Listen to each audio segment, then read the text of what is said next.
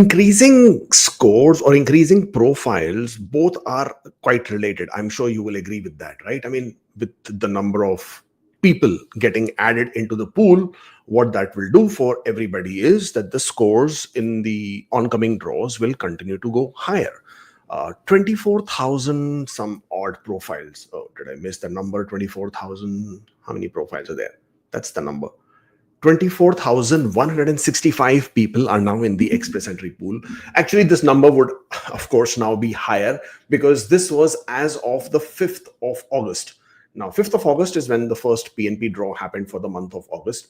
24,165 were the number of people that were included in the pool. And that was a number in comparison to what was the pool breakdown on the 21st of July. 21st of July, you had 21,348, but after the 21st of July, you had some draws, right? You had a draw of on the 22nd of July for healthcare, where you had 4,000 invitations issued. Score was 475. Now, obviously, we do not know how many of these profiles which were invited in healthcare got cleared out with score of 501 and above. So I'm going to play, optimistic in this. I play the optimist here and say about 500 people were there in the healthcare draw that got cleared out, based on which you then had an added increase of 24,000. Added increase of people, which resulted in the profile now, or rather the pool breakdown, pool distribution showing the profiles of 24,165 as of 5th of August. Then what happened on 5th of August? Then the PNP draw happened, right? And then what is it looking like? Then the PNP draw happened, 225 invitations. Of course, that doesn't impact. Canadian Experience Class draws, of course, that is the one which makes the biggest difference, but only 1,000 invitations sent out. And then you had the French language draw. Now, this was the most interesting for me because this is where I got completely baffled. And this is primarily today's topic for discussion. August 8th, there was a French language proficiency draw. 2,500 were the number of invitations issued, right? You all know that. Score was, this is where it was very interesting. Score was 481. Why was this interesting?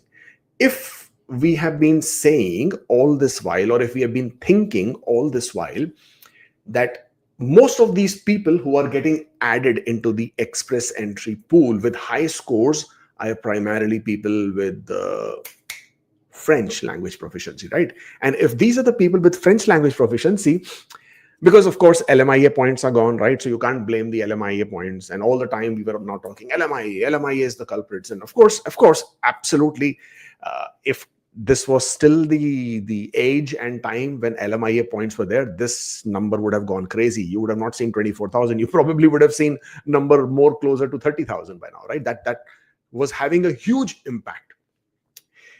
If you see 2022, 2023, at that point of time, if you were to look at a pool breakdown, the number of profiles in the pool above 501, 1,500, 1,200, 1,000, 800, after every 2 weeks, that was the number of profiles which was there. So what changed from 2022 to 2023 to now, in just 3 years later, 2 years later? What changed? It's not like suddenly we now have more master's graduates. Of course, we have had a large chunk of master's graduates in 2021, 2022, 23 because the COVID, right? We had the COVID rush when more than 1 million international students came to Canada. That obviously couldn't have been the only reason. Of course, there is a big contributing factor. Suddenly, people are more proficient in English language. Everybody's scoring CLB 10s. I would say that with a pinch of salt, in the sense like I don't see that from 2022 to 2023, because this is only a span of 2 to 3 years that I'm talking about. So in 2 to 3 years, what has changed, which is now resulting in the pool inflated with such high numbers with score of 501? There has to be something, right? What was it? So over the last 10, 12 days, right? At least I was going bonkers. So because this was also the fact when LMIA points were removed, the pool didn't really drop, right? There were the number of people in the pool. It was not like that the pool crashed. Like everybody from 501 was gone. It wasn't like that, right? The number of people that was removed from the pool was hardly like 15-20%, not even that. So it didn't really create that impact that all of us were expecting. So over the last 10-12 days, when the whole thing, so you sit down, how do you figure out, or how do you try and figure out? And that's at least what I was trying to do. You try and reverse engineer, right? You try and break down the point system. You try and figure out where are these points coming from, right? For people. So you basically go back to the grassroots of express entry and the points grid system, trying to figure out how is it that people continue to get added into the pool with such crazy scores. Where are these people coming from, right? So where do you get points from? Let's take the big picture. So you get points if you are young. So if your age is below 30, you have a master's degree or PhD for that matter. You have 3 years of Canadian experience, 2 years of Canadian experience, let's say 1 year of foreign work experience. You have high proficiency of English language scores, let's say CLB 9s and CLB 10s. You used to have arranged employment points earlier, right? LMIA. Now it's francophone, which is doing the rounds. So if you have the French proficiency CLB 7, that gives you about 62 extra points, up to 62 extra points. So these are the main chunky contributing factors. And then there is one which we don't tend to talk much about because we don't see it mainstream, but that's another one which has been creeping up, and that is certificate of qualification. That is, certificate of qualification is largely for the trades category, and it is there on the IRCC website. If you go looking for section A 11.2, that is the main assessment section of the immigration law. Under that IRCC's web page, where they have given the program delivery instructions, you will see the full list of occupations that are eligible for the trade category for the certificate of qualification, 50 points. So when I started putting all of this on a table and trying to figure out the permutations and combinations as to where these points are coming from, one thing was evident: LMIA points are gone. Certificate of qualification does add points, right? It gives you 50 points. It could give 25 points also, but largely we are talking about 50 points depending on the your English proficiency scores. If it does give you 50 points, certificate of qualification, but then the benchmark to get a certificate of qualification is not easy. You need work experience. In most cases, you need work experience of up to 3 years in that specific occupation. You should have some education, some work background. You'll obviously have to sit for an examination with that trade body. Only then will you be able to get a certificate of qualification. Now, there are a few, very, very few occupations where you may be able to get a certificate of qualification faster, easier, sooner, right? Some people are claiming 3, 4, 5 months. It's a possibility, though it's not foolproof there as well. Gas fitters is one occupation where if you get to level G3, which is the entry level, some IRCC officers have indeed given you the points and approved the application. Though again, as I said, it's not foolproof because G3 is an entry level. It is actually the G2 and G1 level as a gas fitting where you actually should get the certificate of qualification. So again, even IRCC is not clear with the certificate of qualifications because there is no specific database. There is no specific guide. There is no operations guide even for them to refer to and say, okay, this is acceptable, this is not acceptable. So even they make a very inconsistent decision. And then there is another one, which is the water treatment plant operators. That is another big gap. Anyway, so this is the certificate of qualification, but there aren't enough people out there who can influence the pool in a manner which can push the pools up by 3,000 people within a span of only 2 weeks, right? So where are this big chunk coming from? And then when you break down, people are certainly not getting francophone points. I mean, as much as what I was trying to tell you was with this particular draw that happened, 481 was the score, 2,500. So if you were to take the express entry pool into perspective, and if there really were people in the pool with really high French proficiency scores, then the score shouldn't have dropped to 481.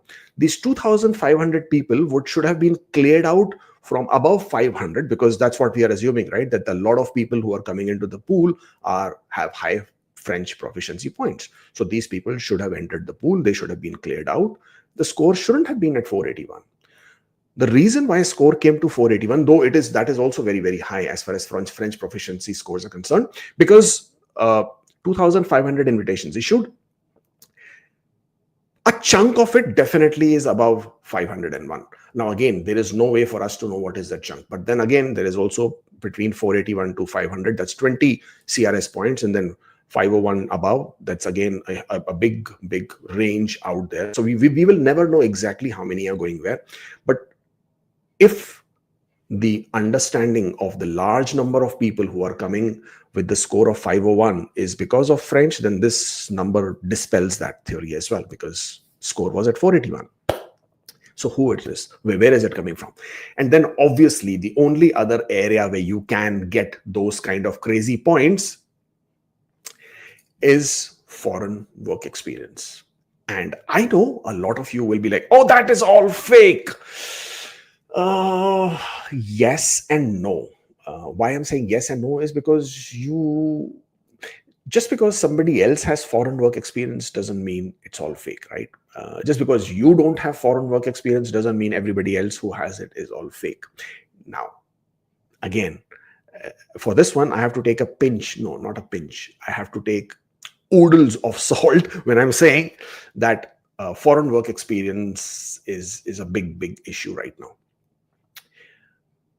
I have always been of the notion that, of course, foreign work experience is acceptable. And as far as you as an applicant is concerned, you should strategize, you should take advantage, you should do whatever you can, which is in your hands, to make sure you can take advantage of express entry. You can take advantage of the point system, the way within the legal purview, right? Not going outside, because if you go outside the legal purview, then you are risking misrepresentation. Not only does your application get refused, obviously you get banned as well. So within the legal purview, whatever the legal purview allows.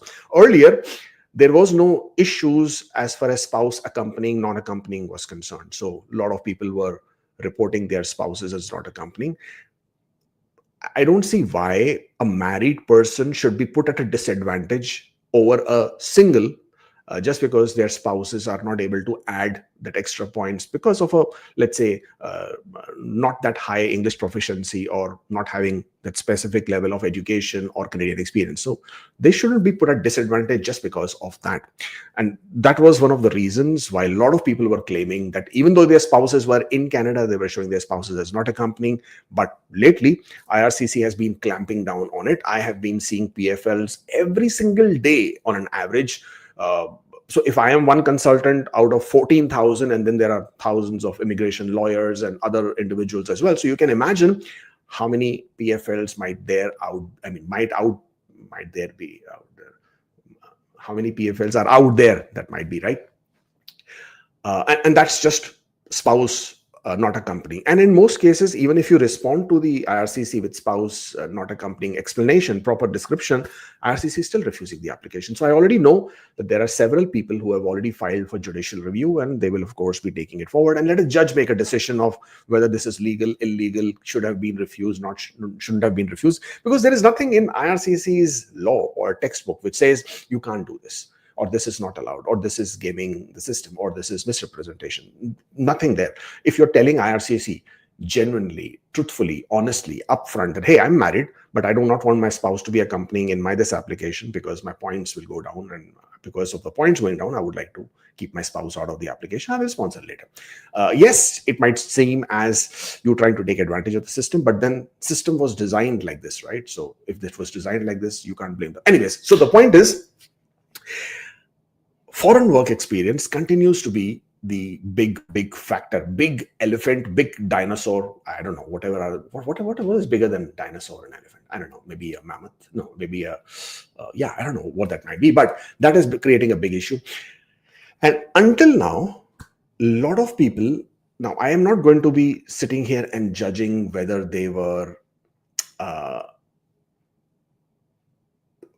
creating fake experiences or not. That's not my job. That is IRCC's job, because I cannot say who is genuine, who is not genuine. There you go, blue whale. Thank you, Karan.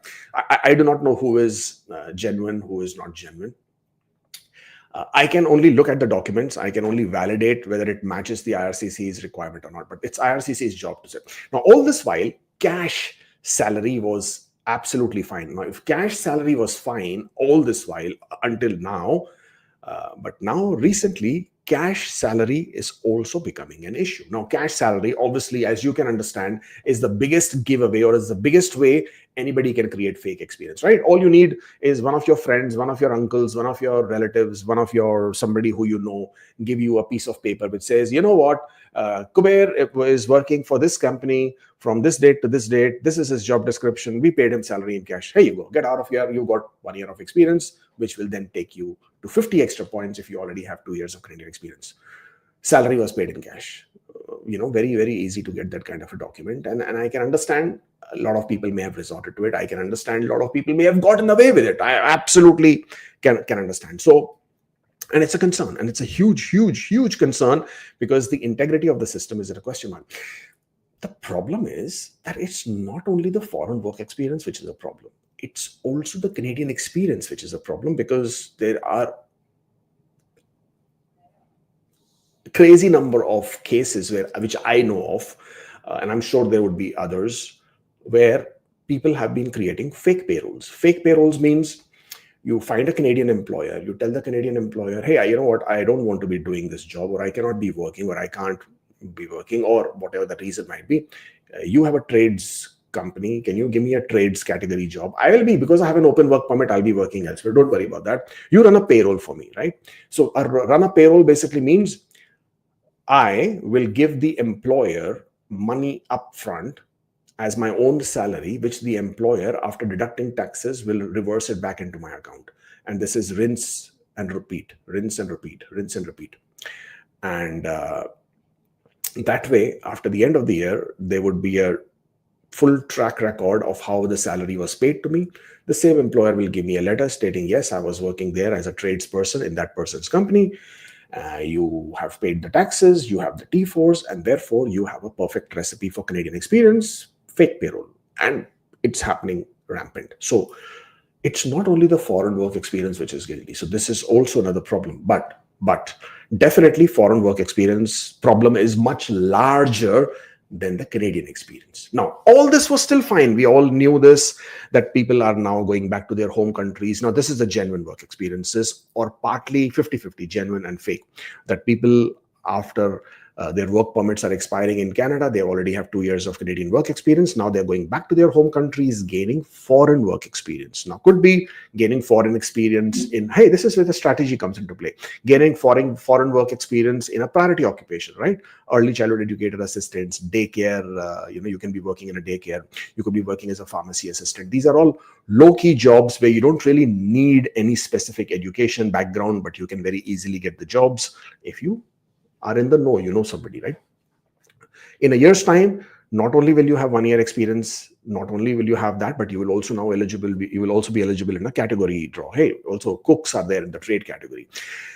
In combination of all of this, over the last, ever since IRCC has not been issuing extensions of postgraduate work permit, and that was 31st of December 2023. So whole year of 2024, people's work permit were expiring. What were they doing, right? Either they were sitting here with a dummy extension, or they were sitting in Canada with a visitor record. But eventually people will return back. Now, if they can't get points, first they were hoping for LMIAs, and then the LMIA points were clamped down, and then they have to strategize. They have to, figure out a better way of doing things. So they started going back. They started getting their work experiences. Now, fake or genuine, I don't know. As far as IRCC is concerned, it's their job to find out. But these people in truckloads are now completing their foreign work experience. Again, I am not talking about genuine or fake, not my job, but these people are now, over a period of time, we are now in the month of August. So even if you think last year, before August, from Jan to August last year, nobody was getting extensions of work permit. A lot of people created dummies, and then their dummies were refused, and then they were out of luck. They stayed for visitor record, and then they started leaving. That foreign work experience 1 year were getting completed, giving them 50 extra points. Now, this is where the problem is, right? For Canadian experience class, for the third year of Canadian experience, you get only 11 points. But after completing 2 years of Canadian experience, if you have 1 year of foreign work experience, you get up to 50 extra points, which is crazy. And those 50 points suddenly can put you, if you are at 480s, 490s with a 2 year of Canadian work experience, 50 points, you are not at 530, 540. Therefore, pretty cool to be in that 500 plus club at a high score.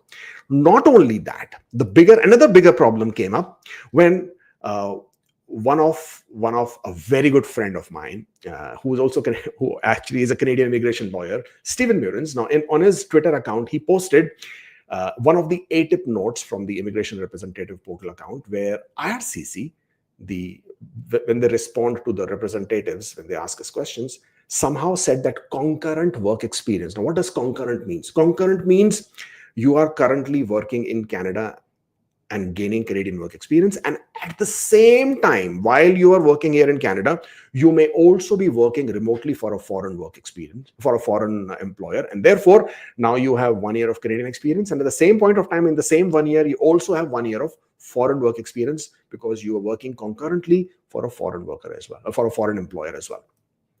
Stephen Williams posted that tweet. It went bonkers. There were agents in India who were creating these TikToks and videos which said, IRCC is now giving 50 extra free points. Free, take it. Crazy stuff. And nobody's really understanding that that's not how it works.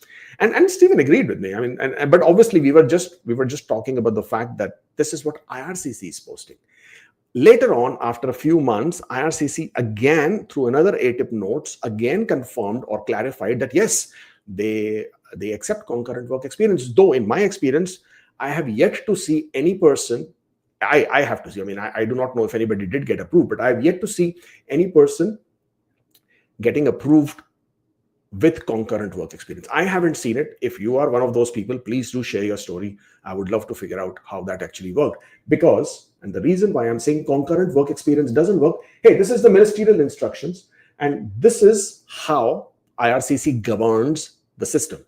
And this is pursuant to section 10.3. That is what has given, the law has given the authority to form these ministerial instructions based on which express entry will be determined. Now, I'm not going to go and bore you through this. And this was last updated on the 11th of March, 2025 by Mark Miller, Immigration Minister, when the LMIA points have been removed. So that was the last update to this. If I just very quickly scroll down, because there are a lot of things in it, and you can at your own time, please go through it. It will give you the description of the points and what is applicable or not. Now, I'm trying to find section 25. Let me quickly scroll down. Section 25.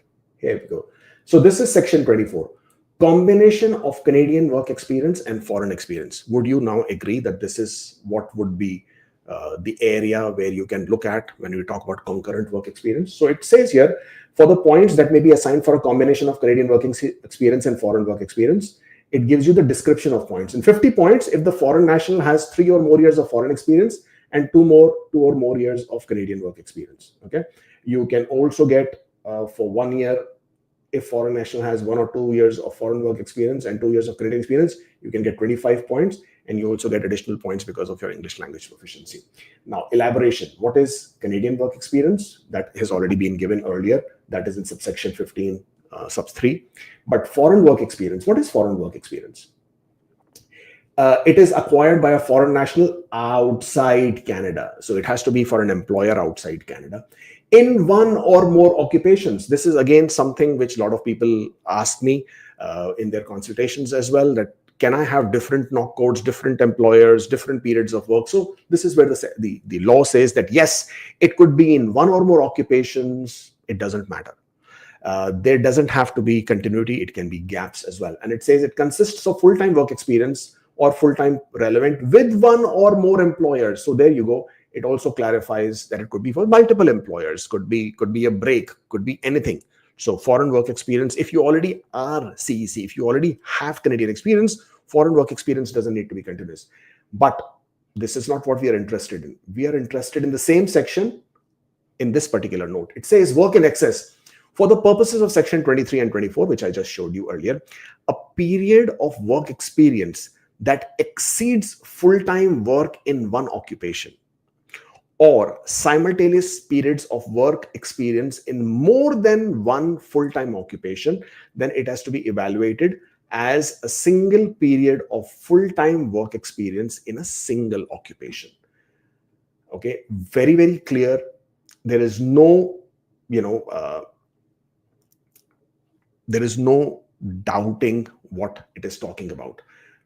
Sections 23 and 24, right? Again, the combination is coming here.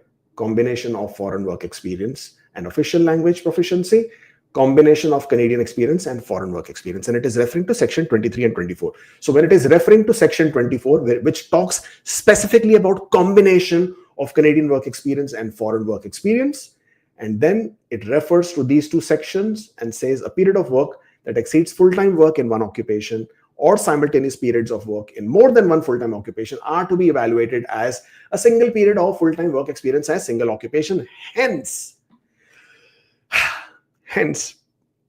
you can't have concurrent work experience and you can't claim points for concurrent work experience. I know there are tons of you, because over the last 2 weeks, I have consulted with so many of you because who have called up asking for clarity, because you have already started claiming these points in your profile. You can't claim concurrent work experience regardless of what the ATIP notes from one of our two IRCC officers is saying, because eventually the law supersedes anything that the officer is saying in their communication. Law supersedes, even if it is mentioned on the IRCC website, law will always trump it. It doesn't matter. The federal court has ruled plenty of times in this manner that the law always is higher than anybody and anything anybody else is saying. So here, very clear, concurrent work experience cannot be claimed, cannot be used. So therefore, if you are one of those people who is creating their express entry profiles or is trying to claim points for foreign work experience at the same time of Canadian work experience, just because your friend told you, just because your relative told you, just because your neighbor's cat told you, please don't do it. You could be the part of this problem. You could be one of those reasons why the pool is getting inflated. Please go back and change your profile, remove this extra work experience, because eventually if you do claim, I know maybe somebody might have gotten lucky. I cannot say that everybody's going to get refused or whatever. I'm not the one to be saying that. I can only read and interpret the law and share it with you the way my opinion stands on this particular matter. So there you go. The reasons, or in my to summarize, in my opinion, the reason why the pool is getting inflated is with the large number of people who genuinely or otherwise now have foreign work experience concurrent or actually having completed that 1 year of period. That is the reason why you are seeing so many people getting into the pool with that. Of course, portions of it are also contributed to francophones, as in the number of people who have now been able to get the language proficiency and have been able to clear that level 7 and get that French proficiency. It is also because of some very few, but that's a very few number, people being able to get the certificate of qualifications. But largely, it's the foreign work experience. Of course, you can never ever rule out the genuine foreign work experience people already had. They came to Canada, they completed their master's degree, they really excelled, they got a very good English language score, 9s and 10s, and then have managed to get Canadian experience 1 year, 2 year, therefore pushing their scores to 530, 540, and in some cases 550 as well. So this, my friends, is the reason why you're seeing the pool the way it is, and what that then tells you that if this continues, if we continue to see these kind of high scores, this is going to be this will continue to be a worrying trend. And I know the next week is a draw week, it's a draw cycle week. Hopefully we see a CEC draw, and if we do see a CEC draw, you would see that this number is going to get trickier, because this number 24,165 after the last CEC draw, this number would have probably dropped teeny weeny bit. How many draws were there? Sorry. We had Canadian experience class draw, and then we had a French language proficiency draw. Now, out of this, I do not know how many people were there in French language proficiency draw, but between 1,000 ITAs gone for CEC, of course, 24,000 would have gotten impacted with that, and also with the French language proficiency draws. But overall, I don't expect this number to drop a lot. On the contrary, this number was going to go up. You will probably see in the next week, in the next draw, you probably are going to see the number closer to 26,000. That's what I am assuming. And if that number is going to 26,000, We really want to see a big size CEC draw for the scores to have any kind of an impact. If the previous pool breakdown was at 21,348, and that is where we had received our previous draw of 518, then with 26,000 people in the pool, we really need to see at least a 5,000 kind of a draw or a 4,000 kind of a draw in CEC for the scores to come back to 518. So that's what you're looking at. Also, as I was saying in my last week's video as well, the number of express entry draws that remain in this year are no more than 8 to 9. As in, I'm talking about the draw cycles, right? As in how many draws will be held. Not more than 8 to 9, of which there will be a category draw. They will has to be, right? We are still waiting for a STEM category draw. We are still waiting for a trade category draw. We are still waiting for a food and agriculture draw. We are still waiting. Are we waiting for anything else? Trade draw, of course, right? They will definitely at least I'm assuming there will be at least another one or two probably French draws. Healthcare, not so sure, but education, maybe one more draw at least. So with all these draws that might happen, you will have couple of another times when there will be no CEC draws, and that would further inflate the pool. So if you're one of those individuals who's waiting with their breath held tight, you need to strategize again. You need to figure out the ways you can improve. If you have any chance of improving your English language scores, please do it. If you have a chance of going back to your country and getting your foreign work experience, in some cases, you may have already got 6 months, 7 months, 8 months. All you need to do is go back, get your 4 months in, and you will be able to claim that extra 1 year. Please do it. Otherwise, you would really have a very stressful time ahead, because already the express entry draws that are going to be happening now, the pool breakdown is going to be primarily from the 2026 quotas. 2026 quotas are already lesser in number by 15,000. Not only that, this end of this year, when we will come down to the new announcements for the immigration quotas, I anticipate that you will see some more changes coming through, because the PNPs, again, the way I look at it, I think the PNPs are going to get reinstated.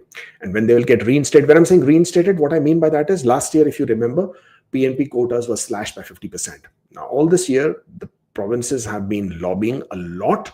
And I think with this new government that we now have with Mark Carney at the head, there is a very strong possibility that the PNP quotas will be reinstated. Now, the PNP quotas have to be reinstated. That numbers have to come from somewhere. That 55,000 numbers that are lacking with the PNP quotas, they have to come from somewhere. If the current government will continue to promote the fact that they will reduce the immigration numbers, then they have to balance out. If they're going to be reducing the immigration numbers, giving the provinces 110,000, Quebec has been clamoring for more quotas for themselves. At least the business lobby is. You have to figure out a way how this is happening. And no matter how this works out, it's going to be very interesting. Look at this comment. Why are you encouraging immigration? People lost 410,000 jobs, says a person who herself seems to be an immigrant. 410,000 people, or is it 41,000? People are always losing jobs. That is not the point. It's what the government is doing to make sure that the number of employment opportunities are created. It's the fiscal policies. It's the economic policies that the government creates, which basically encourages more businesses to come and start their businesses in Canada. The tariffs, the war that is happening with the US, that has resulted in a lot of companies laying off staff, shutting down, closing down operations. That is the problem. It's not the immigration which is creating the problem. If you don't get the immigrants, you don't have new taxpayers. If you don't have new taxpayers, who's going to pay for the pension schemes? Who's going to pay for the healthcare? Who's going to pay for all these big budgets that you're looking at otherwise? As of right now, international students are not coming. Who do you think is paying for all these universities running? More than 10,000 people in universities lost their jobs because of the reduced quotas for the international students. More than 10,000. I mean, that number is quite high, actually. Number of international students coming down, university losing jobs. Who are you contributing that to? So very easy to come out and play the media vocal saying, hey, why are you encouraging immigration? Because people are losing jobs. Please first get your facts right. It's not about immigration being encouraged and therefore people are losing jobs. There are many other economic reasons why people lose jobs, and it's not people losing jobs, it's the number of jobs or the employment rates which continues to go higher. So please get that number right. Sorry about that, guys.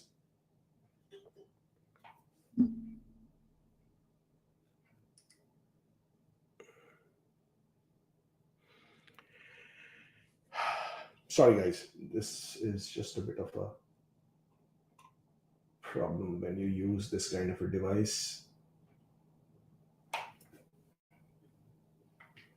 There you go. I couldn't get my camera started today, so I had to use my mobile phone. And that is what is really. Anyways, back here. Sorry, Geeta. Sorry, couldn't answer your question to your satisfaction. There you go. So that's basically how it will continue to work, continue to happen. And as far as express entry is concerned, that's how it's looking like. Hey, I am a CICC licensed immigration consultant. This is my bread, butter, and jam. I will absolutely encourage responsible immigration, okay, not irresponsible. At the end of the day, whatever is going to happen is going to happen. You and I can always just scratch our heads thinking and wondering what people are doing, why they're doing, but that's how it rolls. And either you roll with it or you can stand on the side and just wonder why things are rolling the way they are rolling, right? You can choose. That's basically, I mean, actually I have, oh boy, let's see if we can quickly get this done. Canadian Immigration Weekly Roundup. Stay up to date on the Canadian immigration news trends. Let's go with this. Express entry, I've already spoken to you in detail. IRCC till date in 2025 has issued 53,128 invitations in 30 draws. PNP programs, you have had 14 draws. Canadian Experience Class, you've had 8 draws only. French language proficiency, you've had 4. Healthcare and social services, you have had 3. Education, you have had 1 draw for this particular year. Previous draws that we've already spoken about at length. Let's talk about the PNPs. Newfoundland and Labrador on the 13th of August conducted a draw, invited 231 candidates in its 7th selection round for the year. Invitations included 180 under the PNP program and 51 through the AIP. On 12th of August, Alberta conducted a draw under the Alberta Opportunity Stream. Some of our clients did receive their ITA, but since Alberta has not announced this specific draw, we don't really know how that's going to play out in the sense of what was the exact scores. But because some of our clients got the invitations, we were able to see that this was under healthcare and early childhood educators with the scores between 72 and 77. Alberta will probably release this information in about 10 days' time. PNP update. Saskatchewan job boom makes the province more attractive to immigrants. Hey, they added 22,000 full-time jobs. Somebody said 41,000 jobs were lost, so I'm not sure if that included these 22 or not. In July itself, they got 22,000 jobs and maintained Canada's lowest unemployment rate at 5%, which is below the national average of 6.9%. 6.9, of course, I have to agree, is quite high, but then the government is planning to sustain the economic momentum, enhancing opportunities for whatever skilled newcomers. This is for Saskatchewan. Toronto hosts largest undocumented immigrant population in Canada. Now, this is again where government has failed. Now, this is when you're saying 41,000 people lost their jobs. This is another one where we have a problem, where government has. It's not the immigrants. It's not the immigration as in the legal, responsible immigration. It is about the government not being able to do anything to enforce the law. So why do we have nearly 500,000 people undocumented in Ontario itself? Why? And not only Ontario, actually in Toronto.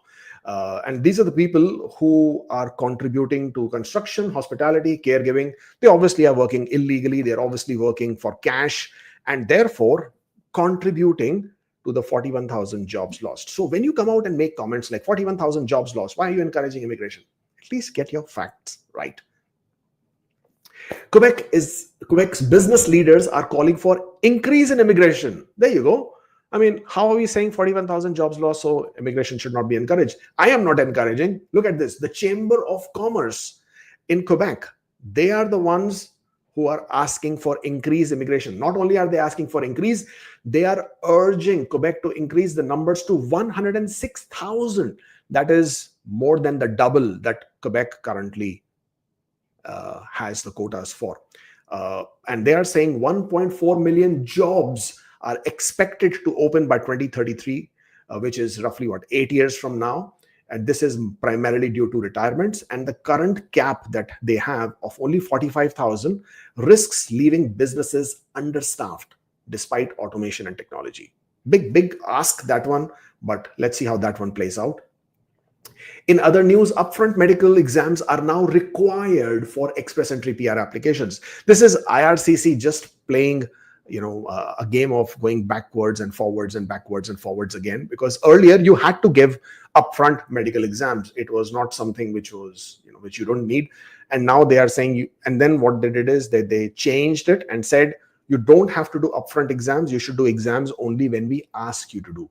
And now they have gone back and said everybody needs to do upfront medical exams. So anybody who's receiving an ITA from next week onwards, right? So if you get an ITA August 21 onwards, which is next week, from that date onwards, you must complete your medicals upfront. This does not apply to those individuals who are currently in Canada and have completed their medicals within the last 5 years. You can continue to use the same medicals. But for anybody else who doesn't have medicals, not applying from inside Canada, those are the ones that they definitely need to complete their medicals upfront.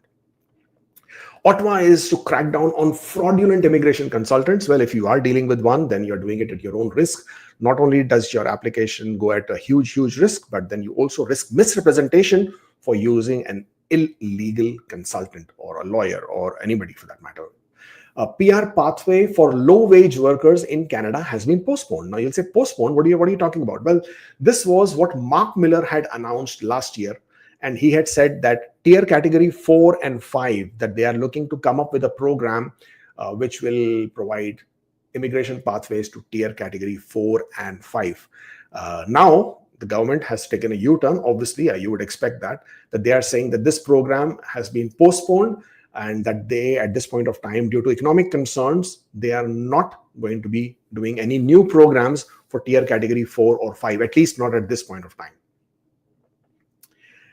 Well, that's basically all I have for you. Connect with us on social media platforms. We are almost everywhere. And if you're here, please hit that like button, share it, subscribe to the channel. Would like to see those numbers going up. If you wish to book an appointment one-on-one, because there are so many questions, I don't think I'm going to get to all of them, but I'll try to do as many as I can. This is the link, askkubeir.com/appointment. By all means, please book an appointment. You and I, we can discuss in person in the office here, or of course virtually, to understand your questions, your concerns, and then address them accordingly. And if you wish to hire an immigration representative, to authorized CICC licensed immigration representative for your application, then please drop an email on this email address so that we can take on your application and help you with that. Right. Questions. We'll go very quickly with these, okay, because there are tons of them. Let's see. MPNP doesn't require proof of funds if you are working in province, but they said that refer to IRCC rules. If you are PNP Express candidate, is proof of funds required for IRCC for PNP Express entry? In PNP, first of all, in Express entry, there is no category as PNP. There are only 3 programs, Canadian Experience Class, Federal Skilled Worker Program, and Federal Skilled Trade Category Program. Now, in these 3 programs, you need to be eligible. PNP gives you the 600 points. You may be invited as a PNP class where you've gotten the 600 points, but you still need to be eligible and comply with the conditions of one of the programs that you've been invited, CECs, Federal Skilled Worker or Federal Skilled Trade Category. Now, if you do not have any Canadian experience, then you definitely need proof of funds.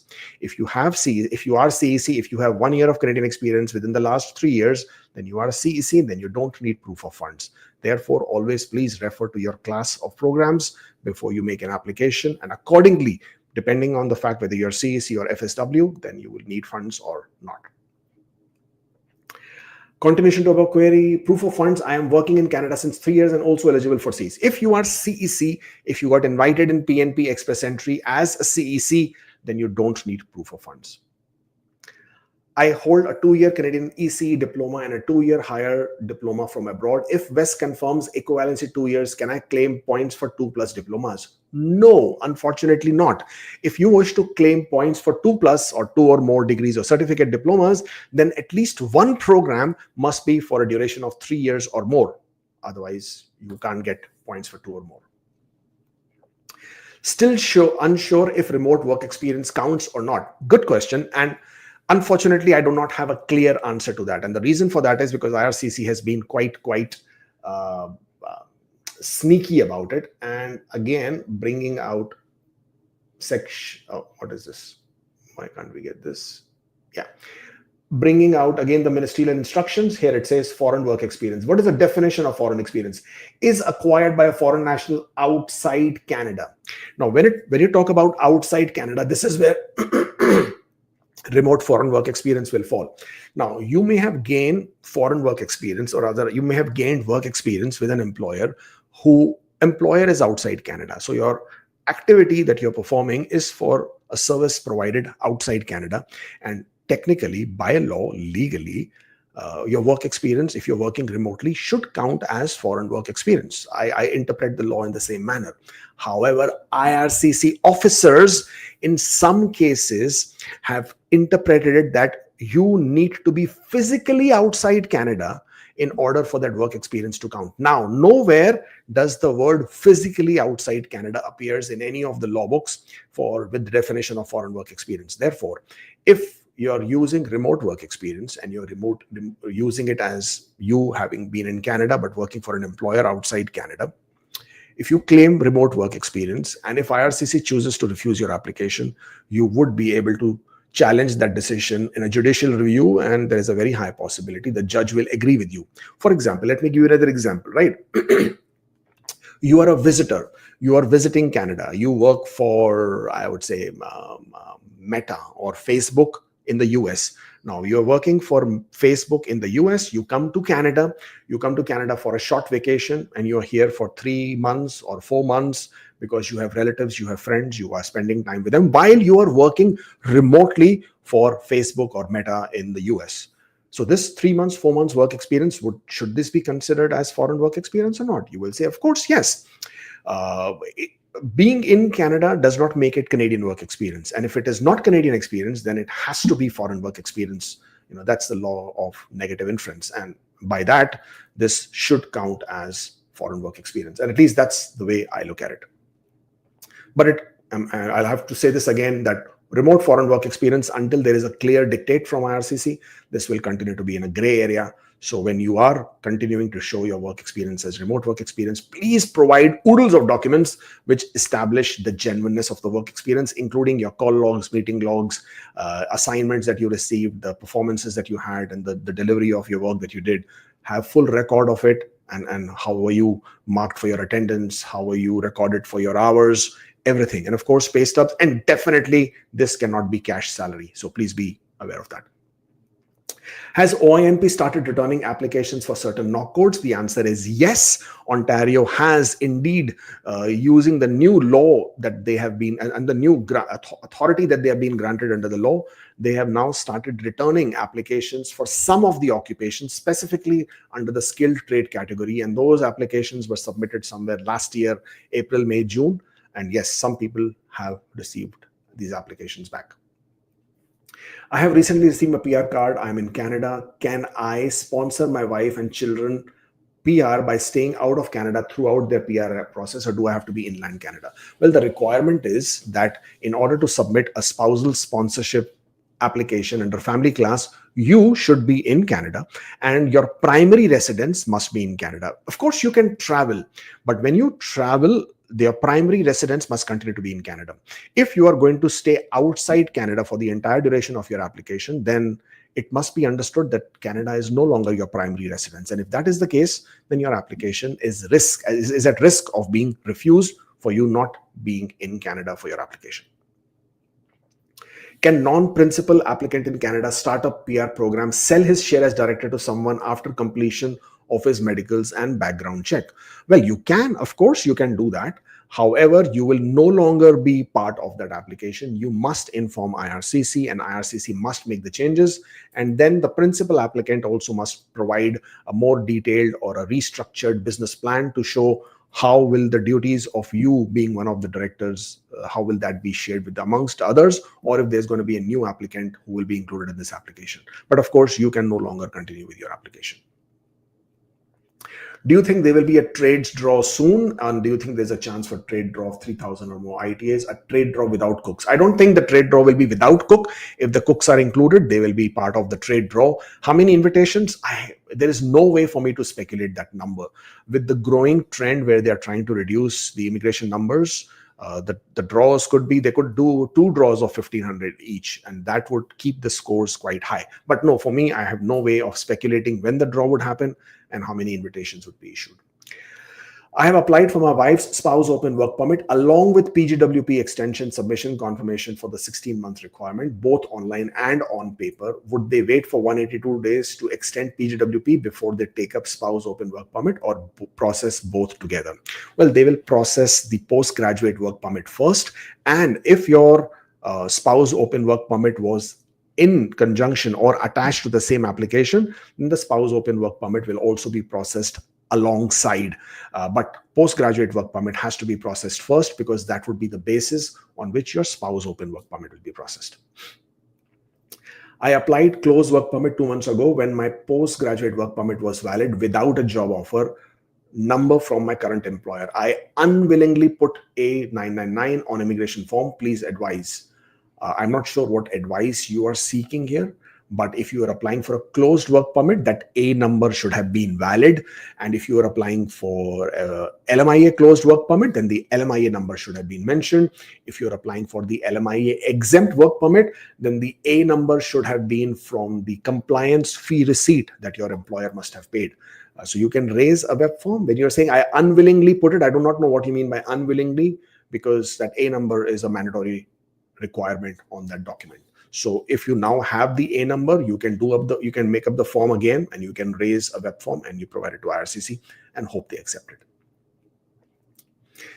CEC outland versus inland, same processing time. Yes, the processing times are pretty much the same. I haven't seen much difference there at all. Does IRCC verify CEC jobs with foreign employers?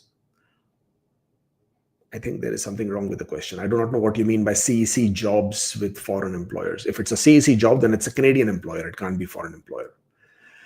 I'll work more 3 days to cover less hours and submit my file before deadline, but I won't get the last salary slip for 3 days within time as I get bi-weekly pay. Is that okay? Yes, this is absolutely fine. If IRCC needs you to justify, they will ask you for your pay stub. And if you wish to justify, then when you do get the pay stub, you can upload it using the web form to your application. My employer sign up and received account refused email for employer portal. Is there any other way to pay fee and create job offer urgently in 5 days? My employer sign up and received account refused email. Well, then the point is, why was the account refused? And no, there is no way around it. You have to get the fee paid. So you have to then call up the IRCC call center and figure out why was the account refused. Is there any reason for that account refused? So your employer will have to create the account and then pay the fee. Without that, no, you can't do this.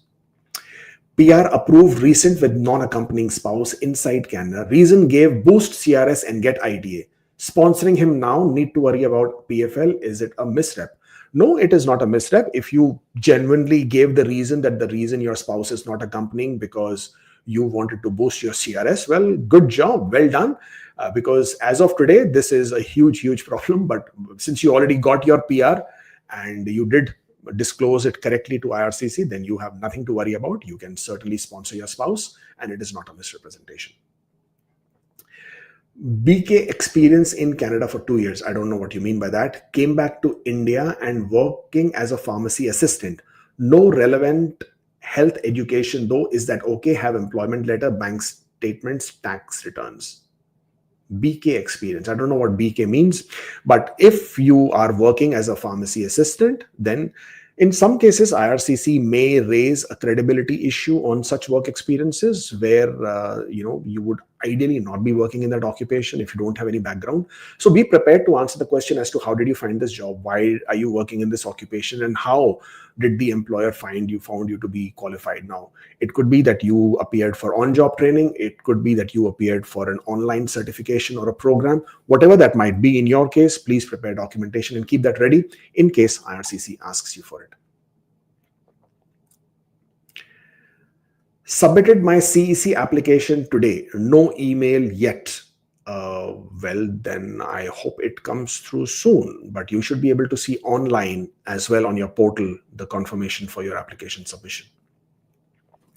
I have a part-time experience back in India while doing my bachelor's. Can I add this experience for foreign work experience? Well, technically, yes, you can.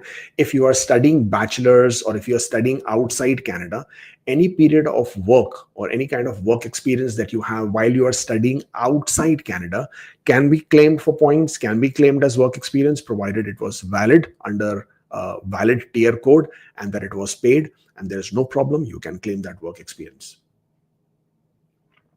Postgraduate work permit valid until Jan 25th, 2025. In December, I applied for a dummy work permit extension. Will the work experience I gained while on implied status count towards PR, or it depends upon the visa officer? No, it doesn't depend on the visa officer. If you are on implied status, if you're on maintained status, then your work experience is considered as valid, authentic, and there is no issues with that, provided your application for dummy extension is refused and not rejected. If it is rejected or cancelled, then basically it would be considered that you lost your status on January 25th and that you have been out of status in January 25th. But if your application is refused, then you would have lost your status on the day the application is refused. And therefore, the period of time between the 25th of January and the day your application is refused would be considered as you having had the authorization to continue working in Canada. Therefore, the work experience would be acceptable and legit. No problem there. Work permit expiring in less than 2 weeks, eligible for trade. Should I go for dummy extension or visitor, or can I apply both before I go out of status? Dummy extension, I cannot recommend at this point of time at all. With IRCC coming and clamping down on things, please try and opt for legal options, legal methods. So choose visitor record. I know a lot of people are still doing dummy extensions. As of right now, there hasn't been any negative impact, but then this is IRCC version 3.0. They can come back any single day and choose to opt for some more hard decisions instead of just allowing you to continue with your dummy extension and then refuse your application. So I would not recommend. Opt for a visitor record if you wish to continue staying in Canada. I have a legit part-time work experience in home country, but I'm not able to get in contact with them. How can I add this? Well, if it is legit and if you're not able to prove it, it's unfortunate, but you can't add it. It's very important that you have complete documentation. Your documentation should include your employment reference letters, pay stubs, proof of salary, proof of payment, bank statements, income tax returns. Your employment reference letter must include your name, your title, the company letterhead, signatures, dated. It definitely has to mention your working hours or how many hours per week or full-time, part-time, and the fact what was your job roles and responsibilities. Without this, your work experience cannot be validated, and unfortunately, you won't be able to claim points. So please figure out a way to get this details. Yeah, nothing here. Have 4-year pharma plus 2-year diploma. IRCC counts as first professional degree, but PEBCs show as bachelor. What should I select level of education in CRS calculator?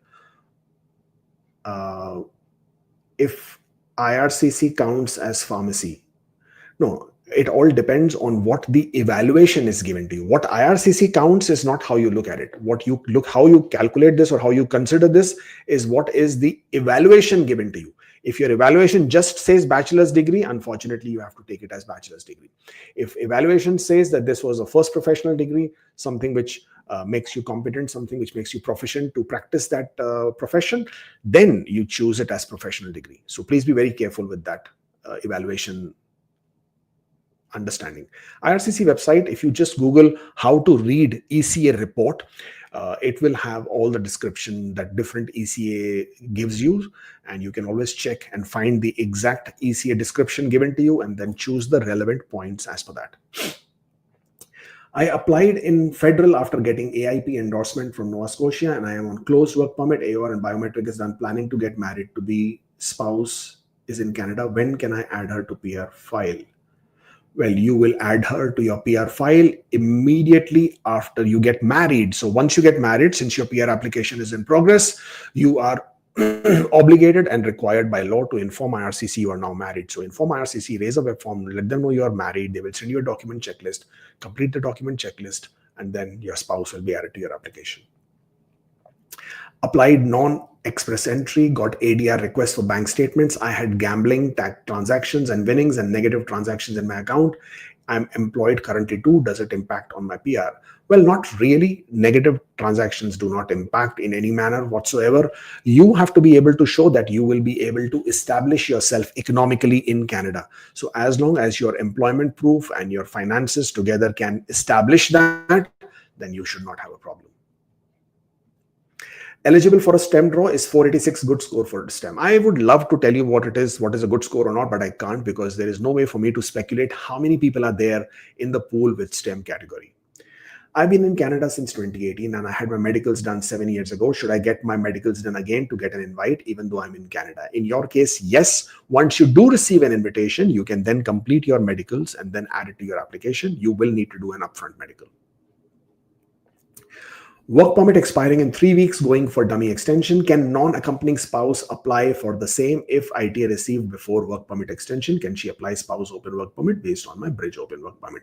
You are doing a dummy, your spouse can also do a dummy. This is just dummy applications, right? You're just using the law and the loophole for your benefit, which, I mean, I do not know what to tell you about that.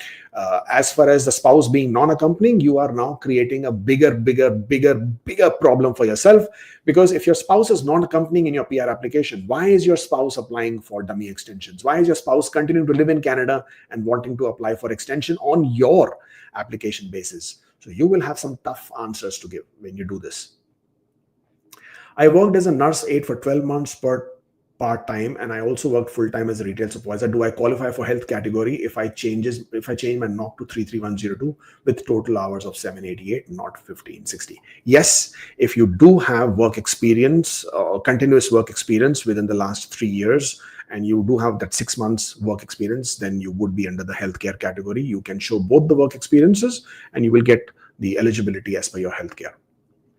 Is it okay to have cash salary in ITR under income from other resources section by the name of job work for foreign work experience? Cash salary is always a question mark, and most cases people don't really disclose their cash salary in income tax. The fact that you're doing it will always raise a concern. But yes, a chartered accountant is in a better position to explain to you how the taxation laws or rules will work around this. But as long as you have proof that you were paid, then you should be fine. I'm working as a cook, but there is no position mentioned in the paycheck, but my boss will help me with the papers that is necessary for CEC. That is absolutely fine. Your paycheck doesn't necessarily have to mention your position. It's your employer who will mention it in your employment letter. Received an Ontario invitation and submitted all my documentation. I haven't received an update. Tech category draw. It's been over 16 weeks. What should I do now? Well, unfortunately, there is nothing that can be done. As of right now, Ontario has been taking excruciatingly very long in the processing of their applications. You will just have to wait because they don't have the quotas to continue issuing the nominations. So they have been very slow. I would assume that once you get into the later part of this year, when their quotas are reinstated, you should start seeing a movement. Can you chime in on travel history? Do you have to enter all your travel outside of Canada, a vacation lesser than month? Yes, you must enter all international travel other than having come to Canada from your home country. I mean, coming to Canada from your home country should be a one open-ended travel, but you must enter all travel information.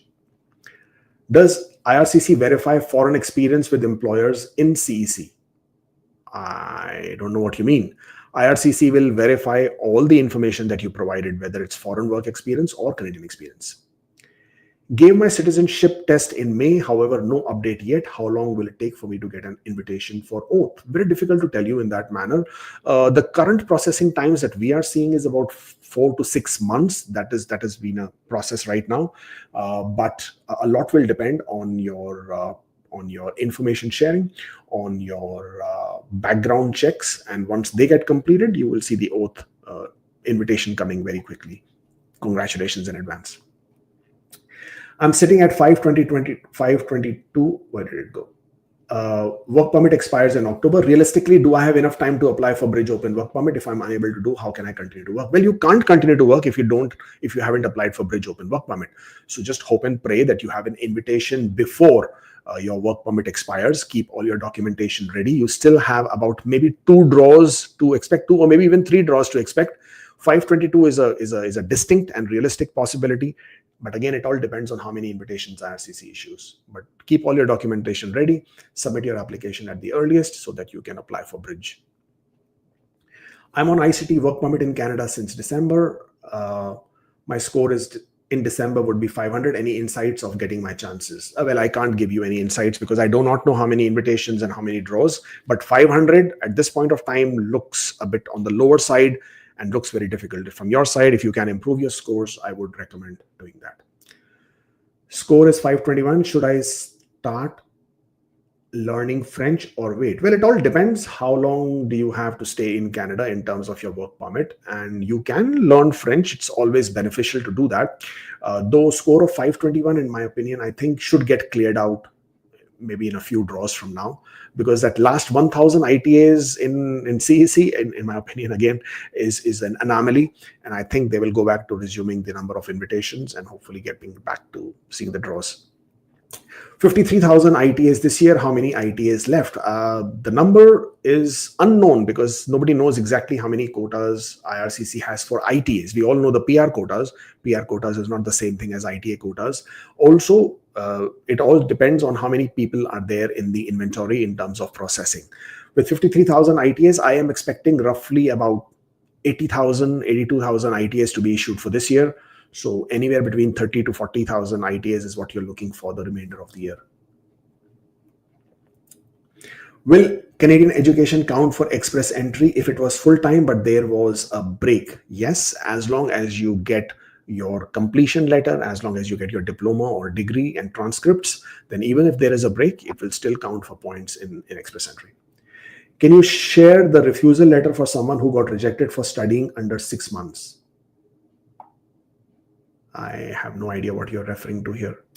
And definitely I can't share refusal letters. That has got a lot of confidential information, but I honestly do not understand what you mean got rejected for studying under 6 months. Is foreign employer experience remotely eligible on a study permit or on a visitor record permit? On study permit may not be, because study permit laws are very clear that any work experience you gain while you are studying in Canada is not considered as eligible. Now, the way the interpretation is, they could also apply it to study permit, as in any work experience, even outside Canada, even when you're studying in Canada, should not be giving you points. Again, can be interpreted that way. But as far as visitor record is concerned, yes, any work experience you are gaining outside Canada should become your foreign work experience. I lived in Australia from 21 to 23 for study. Should this be listed only under the residence address and past 10 years activity section, or also needs to be included in travel history? It should be included in all three, so that you can establish your travels as well as your address history and your personal activities. How long does it take to get an AOR after applying for PR? Well, if you're doing an express entry application, you get it within the hour. In most cases, in technical glitches could take a bit longer, but in most cases, 99% cases within the hour. And if it is a non-express entry, it could be anywhere from 8 to 12 months as of right now. What is the success ratio of the PFLs? I know there is no official data, but as you go through and hear from other colleagues, where do you see it? What's a typical timeline for PFL responses? There is no answer. There is no correct answer to this one.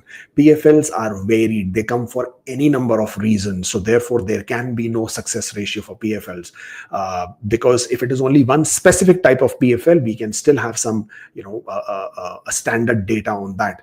But when you talk about PFLs could be for anything, could be for work experience, could be for spouse accompanying, not accompanying, could be for no clarity on previous work experience, could be for information mismatch, could be for background, could be for misrepresentation, could be for information not disclosed earlier, could be for fraudulent documents, could be for missing information, could be for not declaring your marital status correctly, could be for not disclosing your dependents correctly.